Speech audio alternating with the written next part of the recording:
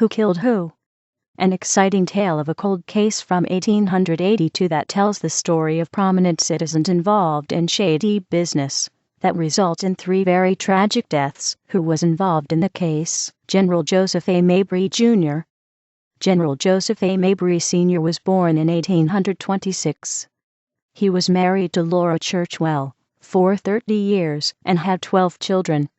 He was involved in many business ventures, and in his later life he began to drink heavily. General Mabry served as president of the Knoxville, Kentucky Railroad for 6 years. This railroad was of great importance because it connected East Tennessee to the north and the south. Market Square, which is a staple of Knoxville today, was made possible by a grant of land from General Mabry. During the height of his business ventures, General Joseph Mabry was a very influential man. However, General Mabry also had a habit of horse racing. He spent a lot of time at the South Knoxville Fairgrounds, where these races were held. The fairgrounds is an important place when it comes to the case. Joseph A. Mabry III. Joseph A. Mabry III was a well-respected lawyer in Knoxville. His office was on Clinch Street, just off of Gay Street. This location is also important when examining the case. Thomas O'Connor. Thomas O'Connor was also a very influential man in Knoxville in 1882. He was president of Mechanics National Bank as well as a wealthy landowner. He also liked horse races and was threatening to take General Mabry's house because he owed the bank money. Thomas O'Connor was not the generous man some people made him out to be. Much of O'Connor's wealth came from the convict leasing program, which was a program where people leased convicts for work. When did this take place? October 19, 1882 is the fateful day that this terrible event occurred. Where did this crime take place? The scene was Gay Street in downtown Knoxville. The entire street around Mechanics National Bank is considered to be the crime scene. This depicts where each was standing during the shootout. O'Connor was directly in front of Mechanics National Bank. General Mabry was across the street in front of Barry's confectionery store. Joseph Mabry came running from Clinch Street and stopped in the middle of Gay Street.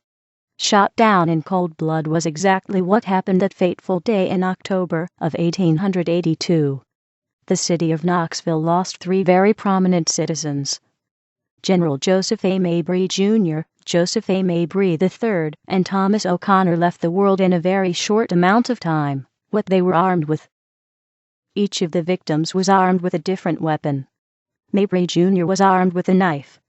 Thomas O'Connor was armed with a shotgun, and Mabry III was armed with an English bulldog pistol. Person of interest and their motive. Samuel House.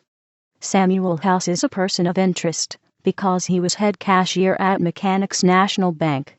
If what Mabry Jr. thought was true, House would take the fall for O'Connor instead of the man who deserved the punishment. So why was General Mabry Jr. walking down Gay Street? Mabry Jr. was walking down Gay Street with his lawyer, most likely on his way to his son's law office. We assume that he was seeking legal advice about his knowledge of O'Connor's business ventures. Why did O'Connor shoot Mabry Jr.? Why did O'Connor shoot the first shot?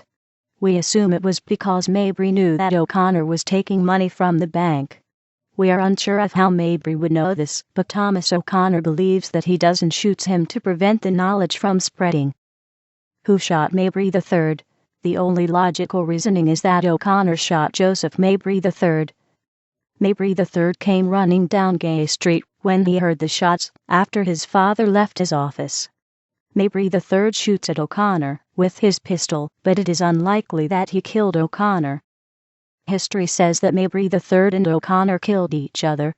This is unlikely, because the angle of the way O'Connor was standing would mean that he would have been shot by a pistol that was several yards away, and then turned, aimed, fired, and killed Mabry III. It seems more plausible to say that O'Connor was shot by someone inside the bank after he had already turned and fired at Mabry III. This would satisfy O'Connor being able to shoot Mabry as well as the entry path of the bullet, and the angle O'Connor was standing. Theory suggests that Samuel House was the one who really shot O'Connor because he would have had the greatest motive. Who to convict in this case? Clearly we would convict Thomas O'Connor.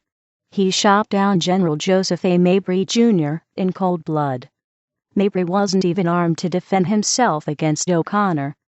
Thomas O'Connor also should be convicted for shooting Joseph A. Mabry III because he died of a shotgun wound and O'Connor's weapon was a shotgun. Finally, Thomas O'Connor should also be convicted for taking money from the bank. He stole more than $13,000 from the bank, and his wife Fanny had to pay it back after his death. We should also convict Samuel House for shooting Thomas O'Connor. History says that there was another shot that came from inside the bank during the shooting, and the shot could only belong to the person who killed O'Connor. House would have taken the fall for O'Connor if his secret would have been found out. Why would he not want to shoot O'Connor? The end.